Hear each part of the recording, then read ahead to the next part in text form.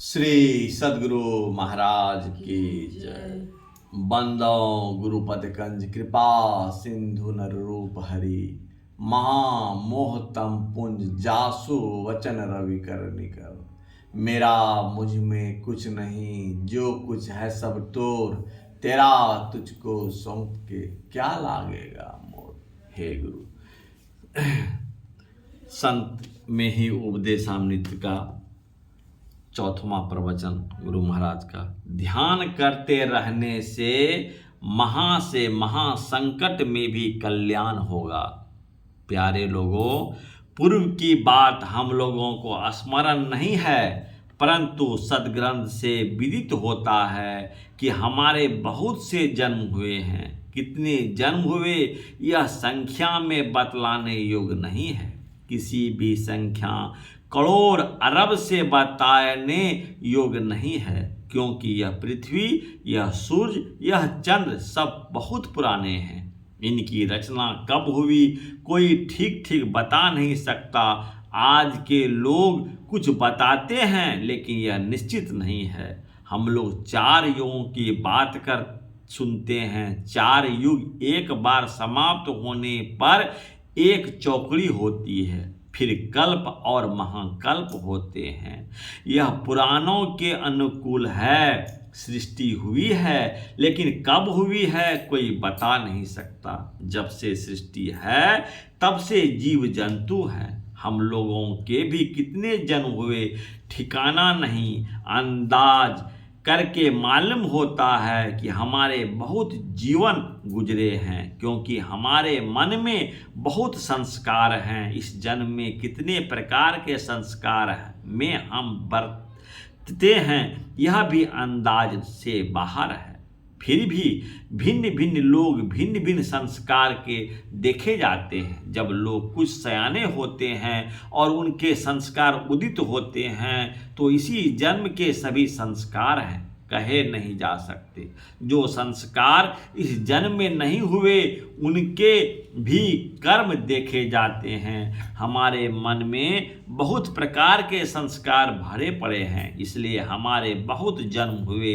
हमारे अंदर जितने संस्कार उदित हुए वे सब संस्कार सुख के लिए ही, सुख की खोज में पड़े, उसी के अंदर दौड़े। जो ज्ञानवान है उनके अंदर में ज्ञान का उदय होता रहता है। यह ज्ञान का संस्कार पहले से ही है। कहा जाता है कि इस ज्ञान के पक्ष में बहुत जन्मों से रहे शंकराचार्य भगवान, बुद्ध बड़े बड़े महात्मा हुए, कबीर साहब, गुरु नानक साहब, ये सब ऐसे हुए कि बचपन से ही ज्ञान के पक्ष में चले। इसलिए कहना पड़ता है कि कई जन्मों से इनके अंदर ज्ञान चला आ रहा था, जो इस जन्म में उदित हुआ। साधारण मनुष्य विषय भोग के संस्कार लेकर आते हैं और बचपन से उधर ही लगते हैं। बसंत पंचमी में साल में एक बार हल की पूजा होती है।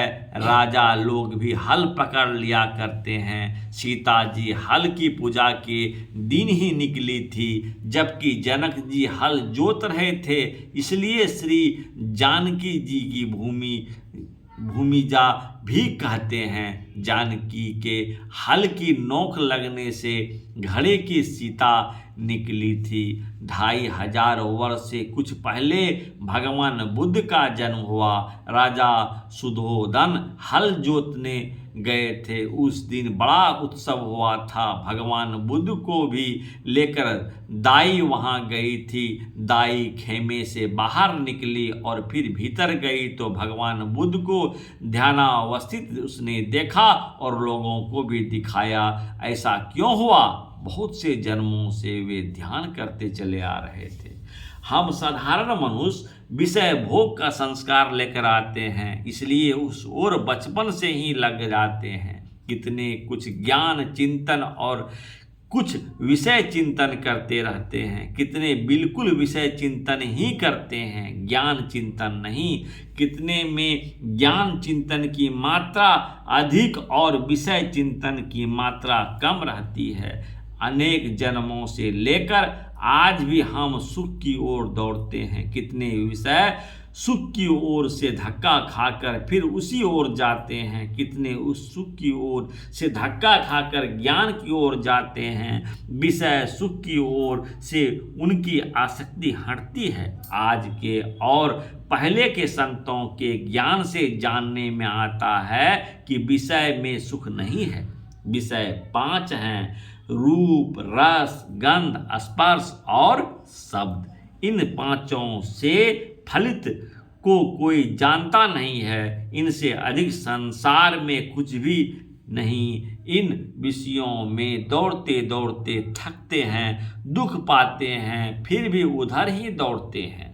साधु संत कहते हैं और जिन्होंने अच्छा भजन किया है वे भी कहते हैं कि बाहर विषय सुख में मत दौड़ो, यहाँ कहाँ सुख है, सुख तुम्हारे अंदर है, उस ओर जाओ। विषय सुख भोगते हुए मन संतुष्ट नहीं होता, अधिक चंचल होता है और इसी में दुख होता है। मन बाहर बाहर दौड़ता है तो अंदर प्रविष्ट नहीं होता है। संतों ने बताया कि बाहर विषयों से संतुष्ट तुम नहीं होगे, इनसे संतोष करो, सुख अंदर में है, उधर चलो। तंद्रा में अंदर में रहते हो तब कोई बाहर का विषय नहीं रहता, फिर भी तुम सुखी रहते हो, चैन मालूम होता है। तंद्रा से कोई छूटता है तो उसको दुख लगता है, चैन तुम्हारे अंदर है। मुख में मिश्री का टुकड़ा रहे और सो जाओ तो उसकी मिठास तुमको मालूम नहीं होती। यदि स्वप्न में भी देखो कि तुम नीम का पत्ता खा रहे हो तो नीम का स्वाद कड़वा मालूम पड़ेगा, मिश्री का मिठास का स्वाद नहीं। चेतन भीतर में था, इसलिए भीतर का ज्ञान होता है, बाहर का नहीं। अंदर में सुख है, इसलिए अंदर में चलो। अंदर में कहाँ तक जा सकते हो? संतों ने और साधकों ने कहा कि अंदर में चला जाता है। जब तुम स्वप्न, सुषुप्ति और जागृत में नहीं रहते तब तुरीय अवस्था में चलते हुए अंदर का सुख पा सकते हो। जैसे जैसे आगे बढ़ोगे वैसे वैसे अधिक सुख मिलता जाएगा। जहाँ चौथी अवस्था समाप्त हो जाएगी वहाँ चलना भी समाप्त हो जाएगा। पहाड़ का अंत उनकी चोटी पर होती है, इसी तरह तुरीय अवस्था का भी शिखर है। इनके शिखर पर चढ़ो तो उनके आगे में क्या है सो भी जानोगे। पहाड़ की चोटी पर रहने पर पहाड़ तुम्हारे पैर के नीचे रहेगा, ऊपर में पहाड़ नहीं रहेगा। इसी तरह चौथी अवस्था के ऊपर जाने पर फिर जाने के लिए स्थान नहीं रहता।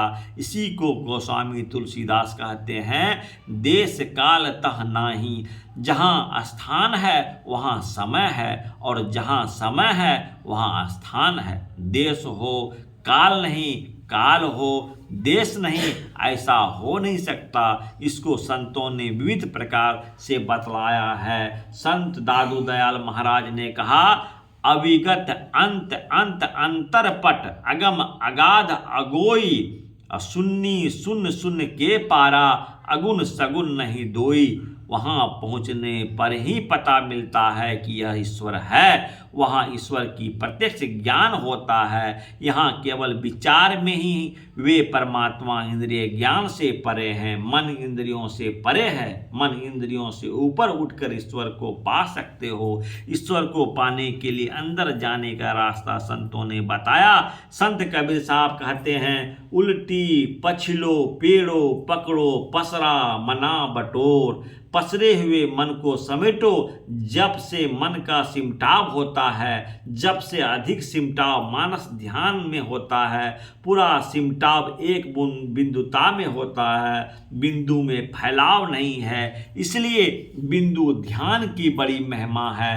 हाथ पैर वाला ईश्वर को जानना तो बड़ी मोटी बात है। शिवलिंग में शालिग्राम में हाथ पैर नहीं है, फिर ईश्वर क्यों मानते हो? इसका मतलब यह है केवल हाथ पैर वाला ईश्वर होता है ऐसा मत समझो। ऐसा सिमटाव हो कि एक बिंदुता प्राप्त हो जाए। जितने चित्र बनते हैं बिंदुओं से ही लकीर भी बनती है, बिंदुओं से ही तेजो बिंदु परं ध्यानं विश्वात्म हरि संस्थम, अर्थात हृदय स्थित विश्वास तेजस्व बिंदु का ध्यान परम ध्यान है। उपनिषद में लिखा है, सबके अंदर अंदर हृदय में यह बिंदु मौजूद है।